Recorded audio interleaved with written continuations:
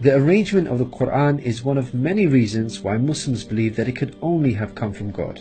In fact, modern research has discovered a remarkable structure in the Quran known as ring composition. To demonstrate this, let's analyze the second chapter of the Quran known as Al-Baqarah, the cow. This chapter consists of a total of 286 verses. The entire chapter can be divided into 9 groups based on theme. The first group of verses talk about faith and unbelief. This mirrors the theme of the last group of verses. The second group covers God's creation and knowledge. This again mirrors the second to the last group's theme. The third group discusses the law given to the Israelites, which mirrors the giving of law to the Muslims in the 7th group. The fourth group relates to the test of Abraham, a mirror of the test of Muslims in the 6th group. The middle group, the 5th group, is the central theme of the entire chapter, the change in direction of the Muslim prayer. We have made you believers a middle nation, so that you may bear witness to the truth before others.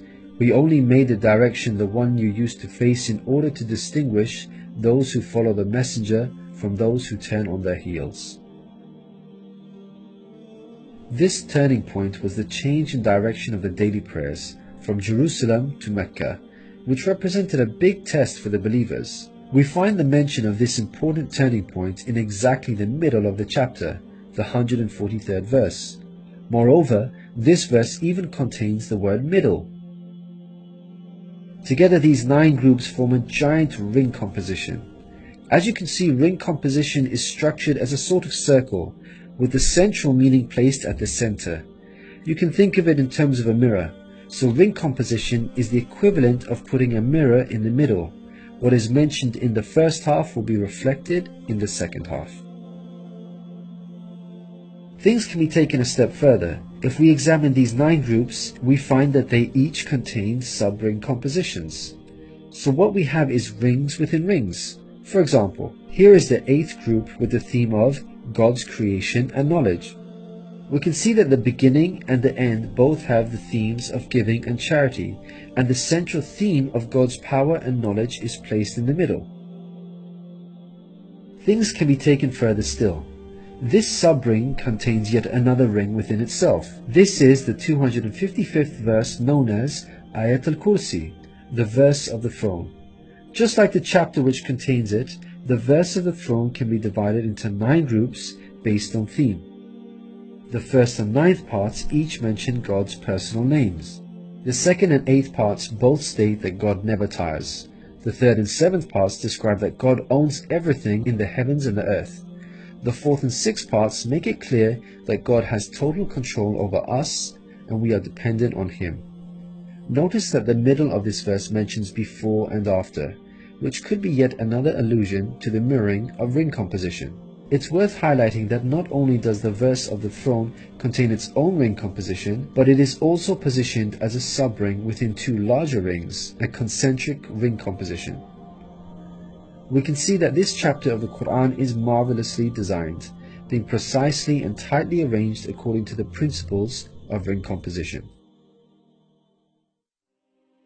This precision in arrangement is in fact astonishing when we consider the timing of the revelation of these verses. To appreciate this, let's consider the analogy of building construction. Imagine you had the task of building a house. Rather than waiting until you receive all of the materials and then drawing up a carefully thought out design plan, you instead decide to proceed without complete knowledge of the constituent parts, constructing it piecemeal, adding to it bit by bit as and when you receive the individual materials. What are the chances that this approach will result in a well-constructed house? Unlike an organized approach where each part is placed in its best possible position according to a design plan, instead you have a situation where it seems each part is placed arbitrarily, depending on the order in which the parts were received. In such circumstances, you would most likely end up with a very poorly designed house, liable to collapse at any time. It is highly unlikely, perhaps even impossible, that this disorganized approach would end up with the same stunningly designed house as an organized approach. Yet this is exactly what we find with the Quran's structure. The builder in our example is the Prophet Muhammad, peace be upon him. The house that he began to build since its first verses were revealed to him is the Quran. The rooms and bricks in our construction example are its chapters and verses. He can never have a design plan in place for the Quran because the revelation of many of its verses depended on events that were out of his control, such as the social developments and challenges that he faced throughout his prophethood. For example, believers would come up to him and question him on a particular matter, or his enemies would challenge him. The responses in the form of revelation would then descend on him, addressing the specific situation that he was facing. How could Muhammad have devised such an intricate plan when he could not predict the events that would dictate the revelation of verses? Such an arrangement would have to be planned in advance, but this was not possible due to these events being out of his control. What this demonstrates is that the author was someone who could predict the future. Possessing knowledge of the unseen is a quality of God, not human beings. Some critics may point out that books prior to the Quran had this literary style, and therefore we cannot use this as an evidence for the Quran's divine origin. However, comparing the Quran to other books is like comparing night and day for many reasons. Firstly, Prophet Muhammad, peace be upon him, was not a poet, nor did he have any literary reputation. In fact, like many people at the time, he could not read or write. Secondly, most people would assume that the Quran is arranged chronologically, starting with the first revealed verse and ending with the final revealed verse. This is the order in which books are typically written, in a logical sequence starting with the beginning, then the middle, and finally the end. But the way the Quran was composed is unlike any other book. Al-Baqarah, the chapter of the Quran that we have covered, was not revealed starting with verse 1, followed by verse 2, then 3, and so on. Rather, its verses were revealed out of sequence, over a span of many years, and interspaced with the revelation of verses from other chapters. The Quran's unusual manner of revelation makes implementing ring composition much more difficult than conventional books. Thirdly, conventional books follow an editorial process by undergoing multiple stages of editing, which allows the author to gradually refine the text over time. However, the Quran did not undergo an editorial process. Prophet Muhammad, peace be upon him, would place the verses in their positions as soon as they were revealed to him. With each new verse, he would not go off and review what had been previously revealed to see where he can position them in order to maintain a ring structure. Rather, spontaneous revelation was immediately followed by the placement of the verse, its position fixed. When we look at the history of the Quran's compilation, there is not a single instance of a verse being moved around in order to make it fit a ring composition. Fourthly, achieving ring composition in conventional books is much more feasible as the author has complete control over the content, allowing them to plan their structure ahead of time.